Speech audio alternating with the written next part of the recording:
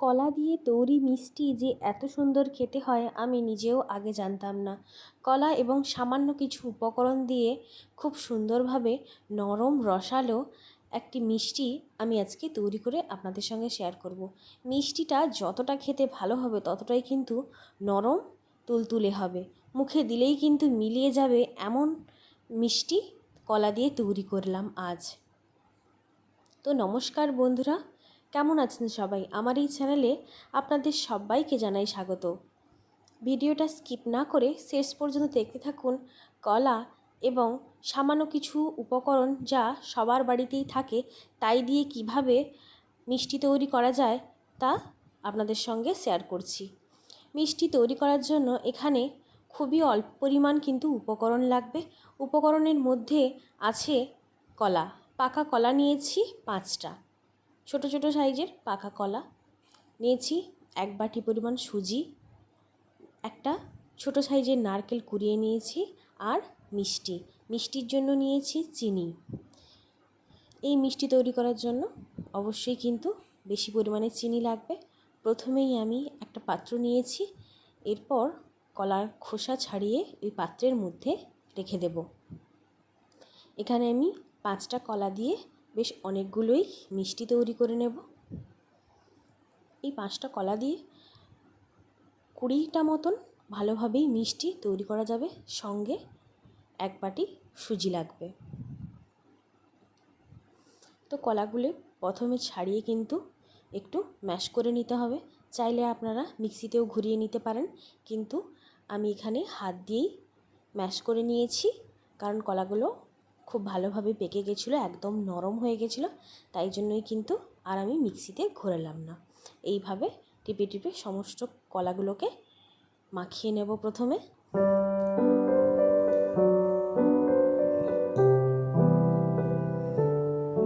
হালকা যেন কোনো দলা দলা ভাব না থাকে সেরকম কিন্তু ভালোভাবে একটু মিশিয়ে নিতে হবে।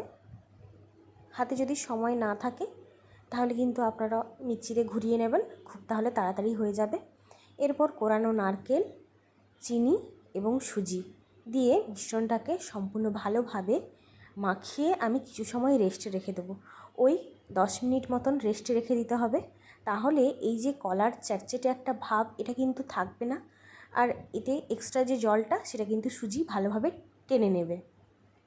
তো বেশ একটা মাখানো টেক্সচার কিন্তু তৈরি হয়ে যাবে। শুধু একটু মাখিয়ে কিছু সময় ওই হাতে 10 মিনিট একটু রেখে দেবেন, দেখবেন খুব সুন্দরভাবে সুজি জল টেনে নেবে, কলার যে এক্সট্রা জল আছে সেটা কিন্তু টেনে নেবে। আমি কিন্তু হাত দিয়ে কিন্তু ভালোভাবে মাখিয়ে নিচ্ছি এখানে, যাতে কোনো দলা ভাব না থাকে কলার মধ্যে। এখানে আমি একদম নরম নারকেল নিয়েছি, নারকেলটাকে কুড়িয়েছি। নারকেল আবার একদম শক্ত হলে কিন্তু এখানে ভালো লাগবে না, মুখে লাগলে খারাপ লাগবে, তাই একটু চেষ্টা করবেন আপনারা নারকেলটা যাতে নরম হয় এবং ভালোভাবে কুড়িয়ে নেবেন। চলে এলাম 10 মিনিট পর, মিশ্রণটা খুব সুন্দরভাবে হয়েছে। এখানে কিন্তু আমি কোনো জল দিইনি। এরপর কড়াই বসিয়ে দিয়েছি, কড়াই কিন্তু ভালোভাবে গরম করে নিয়েছি।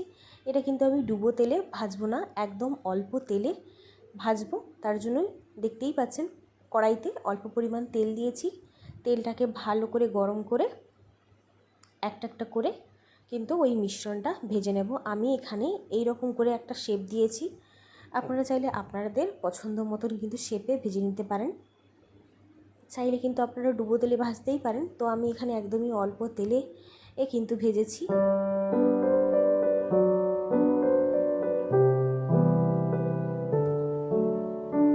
তো এইভাবে আমি একটা শেপ দিয়ে কিন্তু এইভাবে ভেজে নিচ্ছি।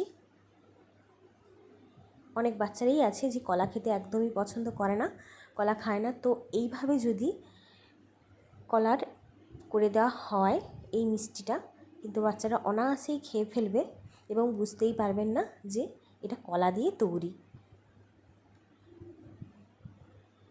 খুব সুন্দরভাবে কিন্তু ভেজে নেব।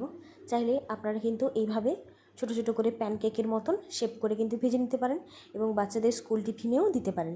এটা কিন্তু স্কুল টিফিনে দেওয়ার মতনই একটা সুন্দর খাবার।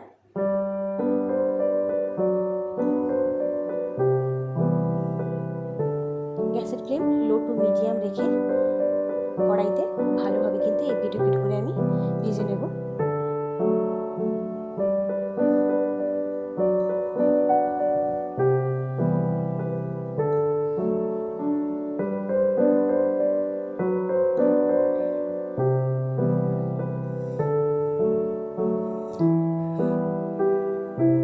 এক পাশ ভাজা হয়ে গেলে কিন্তু উল্টে অপর পাশটাও ভেজে নিতে হবে।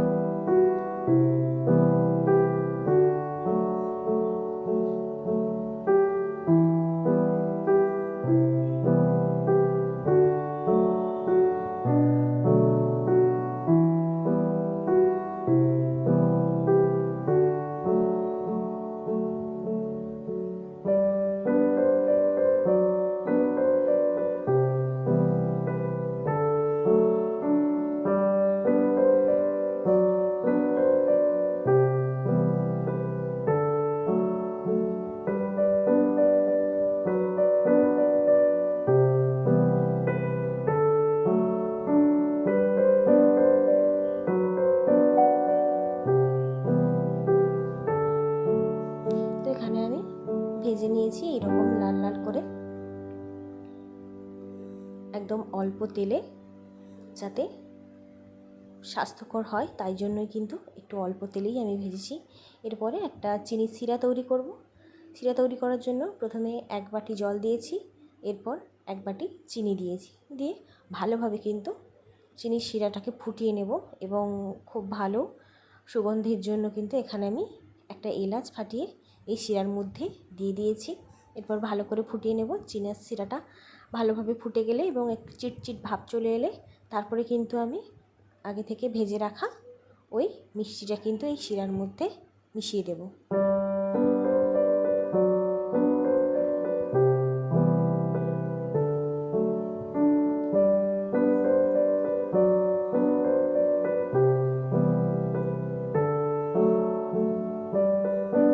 চিনি শিরাটা যখন এইভাবে ফুটতে থাকবে তখন কিন্তু ভেজে রাখা মিষ্টিগুলো চিনি শিরার মধ্যে দিয়ে গ্যাসের ফ্লেম অফ করে দেব।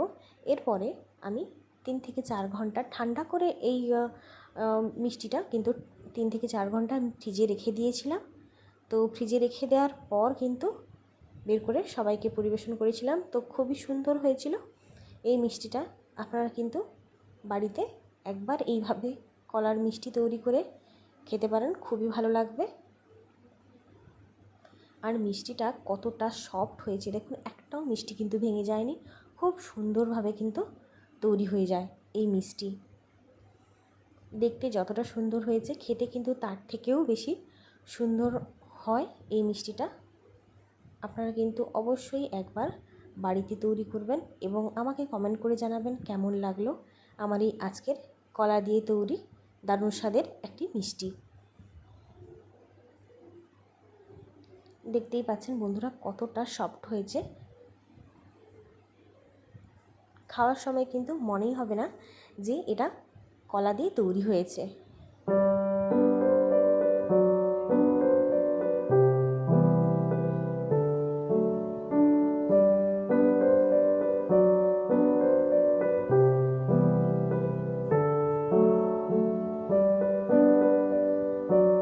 আজকের মতো চলি বন্ধুরা, দেখা হবে পরবর্তী কোনো রেসিপিতে।